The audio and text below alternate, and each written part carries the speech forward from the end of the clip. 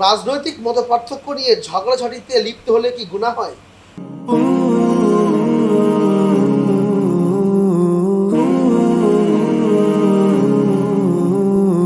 প্রিয় ভাই, রাজনৈতিক মতপার্থক্য বাংলাদেশের মতো জায়গায় এটা একটা বড় ধরনের একটা রোগ হয়ে দাঁড়িয়েছে আমাদের দেশে।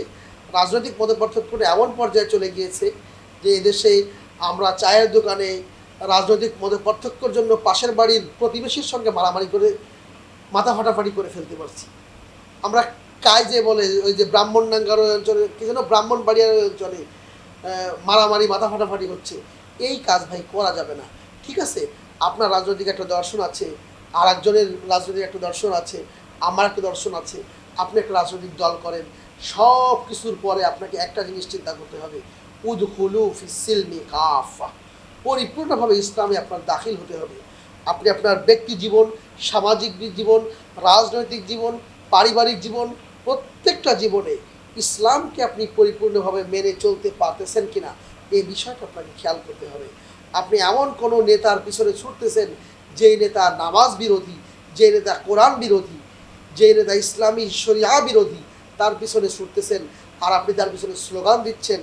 আপনি মতপার্থক্য নিয়ে মারামারিতে লিপ্ত হলে কী গুনাহ হবে সেটা পরের ব্যাপার। আপনি যে কাজ করতেছেন এই কাজ করার কারণে আপনি নিজে গুনাহগার হচ্ছেন। প্রিয় ভাই, আলা লাহুল খালক ওয়াল আমর, সৃষ্টি যার, আইন চলবে তার। সুতরাং আল্লাহ সুবহানাহু ওয়া তাআলাকে যারা প্রকৃতপক্ষে এই জমিনের আইনদাতা, বিধানদাতা, রব হিসাবে গ্রহণ করে তাদের রাজনৈতিক কার্যক্রম পরিচালনা করতেছে, সেই ভাইদের সঙ্গে আপনি চেষ্টা করবেন যে রাজনৈতিক কার্যক্রম পরিচালনা করার। এছাড়া যারা দুনিয়ার বিভিন্ন বাদ, মার্ক্সবাদ, লেনিনবাদ কিংবা এই ধরনের যারা নাস্তিক্যবাদী বিভিন্ন পদ্ধতি, যে কী হয়েছে, ইসলাম দরকার নাই, ধর্ম দরকার নাই, ধর্মনিরপেক্ষ চিন্তাভাবনা যাদের রয়েছে তাদের পিছনে দৌড়াবেন, নিজের দুনিয়াও নষ্ট হবে, আখিরাতও নষ্ট হবে। আল্লাহ রাব্বুল আলামিন আমাদের প্রত্যেককে সহিহ সমঝ দান করুন।